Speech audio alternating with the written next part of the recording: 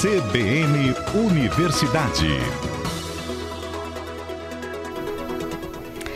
Muito bem, de volta com o nosso CBN Vitória, e a gente vai continuar a nossa série sobre os grandes nomes dos cientistas aqui do Espírito Santo que têm reconhecimento, gente, internacional. Nós já começamos essa série na última semana. A Universidade Federal, gente, mantém esse ano 13 pesquisadores na lista dos cientistas mais influentes do mundo, segundo o levantamento realizado pela Universidade de Stanford, nos Estados Unidos. A classificação é baseada na quantidade de citações recebidas em artigos científicos ao longo do ano anterior. E hoje nós vamos conversar com o professor Anselmo Frizeira Neto. Ele é da área de engenharia elétrica, ele é professor de engenharia elétrica da UFES e está buscando soluções tecnológicas para a interação homem-máquina, ou seja, ele atua na área da engenharia biomédica e coordena vários projetos em robótica, reabilitação, inteligência artificial, sensores de fibra ótica, realidade aumentada, enfim, gente. Um pequeno gêniozinho habita entre nós aqui no Espírito Santo. Professor, bom dia, que prazer tê-lo conosco. Bom dia, prazer é meu. Tudo bem? Tudo bem com o senhor? O senhor me ouve bem? Perfeitamente. Você me ouve bem? Sim, com certeza.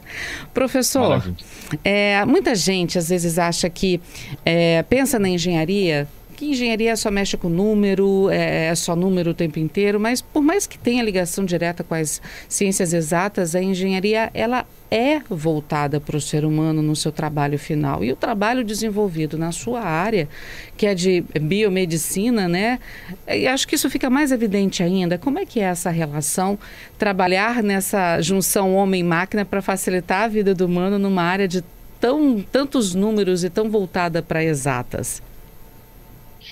Apesar dessa visão, né, de que a engenharia é voltada para exatas, na verdade, qualquer engenharia, seja civil, elétrica, mecânica, a gente está buscando soluções para melhorar a qualidade de vida ou para melhorar alguma situação na qual a gente vive, né? Então, fazer uma boa edificação, ou fazer um projeto elétrico adequado, ou fazer com que a energia chegue a algum ponto remoto, ou melhorar a qualidade de geração e transmissão de energia, tudo isso traz benefícios para o ser humano. No caso da engenharia biomédica, que é o nosso caso aqui, né, onde a gente trabalha mais fortemente na robótica de reabilitação, aí eu acho que é mais fácil de ver o benefício, vamos dizer assim, imediato, né, onde a gente está interagindo diretamente com os seres humanos, com pessoas que têm alguma ou dificuldade de locomoção ou alguma outra questão que a gente pode solucionar aqui com alguma solução tecnológica, né? Então, assim, mas sempre a engenharia tem como foco, né, a qualidade de vida e melhorar a condição da nossa sociedade, né? Como um todo, né? Vamos falar isso também aí dos engenheiros mecânicos, né? Que também lidam com vários processos que melhoram, desde o carro que a gente usa, um ônibus que a gente usa, até mecanismos muito mais desenvolvidos para indústrias, ou seja, a gente tem engenharia e tem humano a todo momento, a todo tempo, né?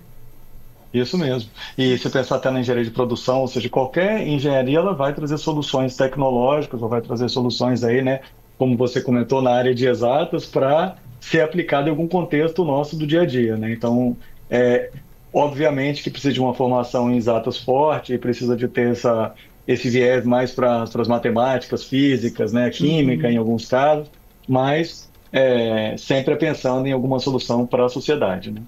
Qual o maior desafio de um cientista na área de vocês, da engenharia biomédica? Olha, a gente pode separar os desafios talvez em vários, né? Assim, no Brasil, apesar de a gente ter um sistema universitário bastante robusto e reconhecido internacionalmente, a gente ainda não tem um incentivo adequado tanto para bolsistas, né, para fazerem seus cursos, uma vez que as bolsas, apesar de melhorarem nos últimos anos, ainda são defasadas. A própria condição de trabalho do professor não é fácil, desde o professor de educação básica, ensino fundamental, né, até chegar também no professor universitário, não é muito simples. A educação, no Brasil a gente consegue chegar a muitas pessoas, mas houve nos últimos anos muitos ataques, né, vamos dizer assim, à ciência e à educação, que a gente observa o resultado desses ataques já diminuídos, mas ainda patentes aqui nos nossos estudantes, no perfil dos estudantes, ou a forma que eles enxergam a profissão do professor.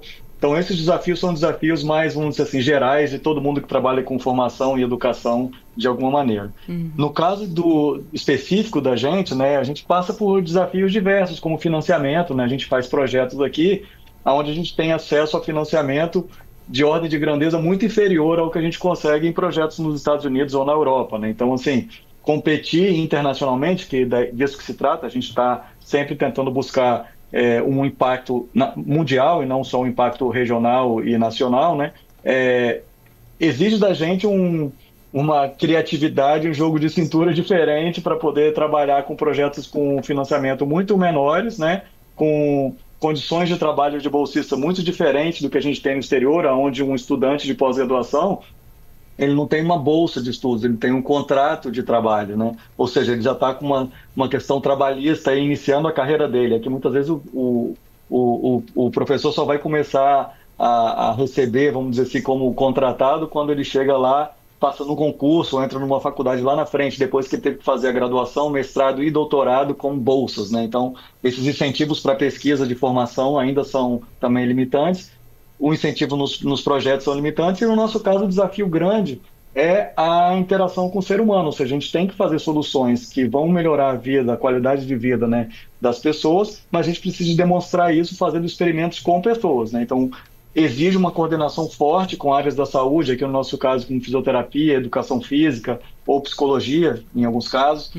Exige essa interação forte e a disponibilidade das pessoas para vir no laboratório, a gente conseguir receber bem essas pessoas, que os protótipos funcionem bem. Então, tem desafios também, vamos dizer assim, tecnológicos e desafios de ter essa ponte bem construída com os profissionais da saúde. Então, são desafios diversos. Pois é. Como é que vence isso? Um dia de cada vez, um investimento de cada vez? Como não desestimular os alunos a continuarem nesse estudo? Porque às vezes as pessoas até cansam, né? Aquela história do pires na mão, a gente vai pedindo, batendo em porta e às vezes não consegue a parceria que precisa, mesmo dentro da própria universidade. Como não desestimular os seus alunos, as pessoas que estão sob sua coordenação, a não desistirem, professor? Então, eu acho que vai também por diferentes óticas, né? Eu sou muito apaixonado pelas coisas que eu faço, desde sempre, eu gosto do que eu trabalho e eu tento transparecer isso para as pessoas que trabalham comigo, né? O que me ajuda muito, para falar a verdade, é o ambiente que eu tenho nos laboratórios onde eu trabalho. Então, como coordenador aqui do Laboratório de Sistemas Orientados ao Ser Humano, eu tenho uma equipe de profissionais aqui. A gente pode falar de estudantes, mas eu nem gosto de chamar de estudantes, porque eu falo, a maioria deles já são engenheiros ou educadores físicos ou fisioterapeutas, então chamar de estudante, mesmo que eles estejam estudando a pós-graduação, assim, são profissionais, né? Mas a gente tem alunos de graduação, mestrado, doutorado e pós-doutorado que são muito fortes. Então, quando a gente consegue construir uma equipe, a gente começou a construir essa equipe há alguns anos, era uma equipe pequenininha, mas chega um aluno novo, vem esse ambiente de alegria, de produção, ver um ambiente receptivo, isso torna a nossa equipe mais unida e vai crescendo devagarzinho. Hoje a gente tem 3 espaços de laboratório cheios de estudantes e profissionais que trabalham com a gente, e isso daí também acho que motiva. A outra coisa que motiva muito, eu acho, que facilita, é a gente corre constantemente atrás de financiamento, seja com empresas ou com agências de fomento, para que de alguma forma a infraestrutura que eles estejam trabalhando, apesar de não ser a mais ideal, a gente gostaria sempre de ter uma estrutura melhor, mas uma estrutura excelente dentro da nossa universidade, que permite que eles tenham um ambiente de trabalho, infraestrutura de trabalho muito boa, né, para poder ter em mãos equipamentos modernos. Isso é muito bom. Professor, fica comigo, a gente só vai para o repórter CBN, porque já tem pergunta de ouvinte para o senhor aqui. Só um minutinho. Tá joia. De volta com o nosso CBN Vitória, nós estamos conversando com o professor Anselmo Frizeira Neto, ele que é da área da engenharia biomédica, que é um dos 13 nomes aqui do Espírito Santo de pesquisadores que estão na lista dos mais influentes do mundo. Professor Anselmo, obrigada, por estar conosco aqui na CBN nessa manhã, por aguardar a Rede CBN conosco. De nada, um prazer. Professor, temos já a pergunta dos nossos ouvintes aqui. O Renato está perguntando como é ser um dos 13 mais importantes do Estado. Eu acho que É uma satisfação para a gente, assim, a gente não trabalha mirando nessas coisas, né? Mas quando chega um reconhecimento desse internacional para a gente sempre fica feliz. E também tem vamos dizer assim, a humildade de saber que isso não é um reconhecimento que é só meu, né? A gente tem que levar em consideração os colegas que trabalham comigo, todos os estudantes de graduação e pós-graduação que desenvolvem o trabalho e colocam em prática as ideias que a gente tem e ajudam na construção das ideias também. Então, assim, coroa aí, eu acho que um trabalho de 15 anos que eu faço aqui na UFES e é muito bom quando a gente entra nessa lista aí mais uma vez. Uhum. O Hélio dizendo aqui, olha, acredito que o juramento de formatura do engenheiro tem o seguinte parágrafo: colocarei todo o meu conhecimento científico e técnico a serviço do conforto e desenvolvimento da humanidade, com relacionamento honesto, ético e justo. Tem, isso professor? Aí, é justamente isso. É justamente isso que eu estava falando lá no início, né? Sempre a aplicação, o foco é o ser humano, né? Apesar de parecer muitas vezes que não está que não é esse, né? No dia a dia a pessoa está ali resolvendo um problema de uma obra ou resolvendo um problema de engenharia complexo, mas é sempre a serviço do ser humano, né? No nosso caso fica mais patente, eu acho. Nós temos aqui também ouvintes dando bom dia para a gente, para o senhor, o Paulo, a Jennifer, o Giovanni. Giovanni, eu sei que é engenheiro, é nosso ouvinte aqui, engenheiro, está sempre conosco. Professor, eu tenho aqui também a pergunta, um ouvinte pediu para não ser identificado, mas ele fala, correr atrás de financiamento, isso não é um pouco difícil, até humilhante em determinadas situações? Olha, você sabe que difícil eu vou dizer que é sim, porque sim, a gente tem que escrever projetos, tem que fazer dezenas ou centenas de reuniões quando a gente envolve, por exemplo, colaboração com outras universidades ou com empresas. Então, assim, fácil não é. Os projetos têm que ser inovadores, eles têm que ser competitivos, pelo menos a nível nacional, mas muitas vezes a nível internacional. Então, assim, difícil é. Humilhante, eu diria que não. Às vezes a gente tem aquela ideia, né, de que por estar talvez numa universidade pública, né, de alta excelência como a gente está aqui na universidade, na UFES, né, que as coisas vão chegar até nós. Mas em qualquer profissão, sendo funcionário público ou não, a gente tem que correr atrás de melhorar as condições e de conseguir o recurso para fazer aquilo que a gente quer, né? Então, assim, eu considero que a parte central do meu papel aqui na universidade, além do ensino, né, mas nas atividades de pesquisa, é eu correr atrás de fontes de financiamento para justamente viabilizar que as ideias que a gente tem possam chegar às pessoas. Os recursos estão aí, não são muitos, e são muito competitivos. Muitas vezes a gente compete com grandes universidades do Brasil, outras vezes com consórcios de universidades que misturam aí São Paulo, Rio, Minas, o sul do Brasil, que tem muitas universidades fortes também como a nossa. Mas eu não considero humilhante, eu considero que é parte do trabalho, né? A gente tem que, mesmo quando eu fiz meu doutorado na Europa, eu trabalhava num centro de pesquisa grande, a gente tinha que correr atrás e era um ambiente igualmente competitivo. Então, assim, trabalhar com pesquisa envolve também a gente ter que fazer isso. Claro que, às vezes, a gente chega em situações que são difíceis, que o financiamento é muito pequeno, então dá um trabalho enorme, você tem que fazer muitos relatórios e prestações de contas, e o recurso que a gente recebe não é o que a gente gostaria de receber para poder desenvolver aquela pesquisa. Mas eu acho que a gente só consegue mudar isso estando dentro, correndo atrás e participando e criticando e ajudando o sistema de pesquisa a melhorar também no país. Né? Eu acho que de repente tem uma outra maneira de ver isso que o ouvinte falou, né? Porque você precisa de financiamento, como o senhor falou, o mundo inteiro precisa, em qualquer instituição de ensino, em qualquer instituição de pesquisa, como o senhor mesmo já falou, é necessário fazer essa busca por investimento, né? Por financiamento, por patrocínio que seja, né? Como as pessoas gostam de chamar, né? Mas imagina numa empresa você precisa convencer alguém que aquilo que você está propondo, se fosse uma empresa qualquer, né? Realmente tem sentido. Então, essa estratégia de convencimento é a nossa busca por financiamento constante. Né? E outra, né? Vocês é que têm a dimensão do que é o trabalho e do que vocês precisam mostrar para que eles entendam a dimensão do que é o investimento na área, né? Então, quem tem todos os dados a respeito é quem faz a pesquisa. Então, nada mais até justo que vocês mostrem todo o trabalho que vocês têm e os benefícios que isso pode causar lá na frente. Tem que ser vocês mesmo, né? Acho que, de repente, é uma outra forma de enxergar isso, professor. Isso. E mais, né? Assim, a gente trabalha, apesar de ter recursos de projetos com algumas empresas e tal, mas, assim, grande parte do recurso que a gente utiliza são recursos públicos, né?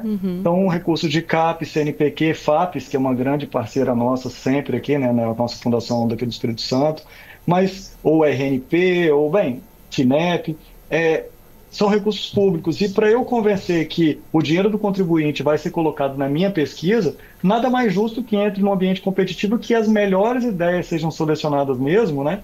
Para poder que o dinheiro que as pessoas pagam através dos impostos, né, que são destinados à pesquisa, sejam bem empregados. Então, assim, muitas vezes quer ver um projeto lindo e ele não é aprovado, a gente fica frustrado e tal, mas assim, parte da frustração normal da nossa vida. Mas assim, a gente também tem a dimensão de que pelo menos outros projetos tão bons ou melhores que os nossos estão sendo selecionados, e muitas vezes os nossos são ainda bem, mas que pelo menos o dinheiro do contribuinte está sendo investido da melhor forma possível. Então isso é a ideia, né? Que a gente tem esse ambiente competitivo, a gente ter também um bom investimento dos recursos que são escassos, né? Professor, para a gente encerrar, alguns ouvintes perguntando como é que eles conseguem ter acesso à sua pesquisa, já que o senhor falou que precisa também de pessoas para trabalhar em conjunto e até para testar, digamos assim, né, o desenvolvimento do trabalho de vocês. E eu aproveito, né, para perguntar também, essa é a maior satisfação quando o trabalho chega lá na ponta de quem realmente vocês estão pensando? Para ter acesso a gente, normalmente a gente utiliza as redes sociais, né? A gente tem utilizado para facilitar o contato com as pessoas bastante o Instagram.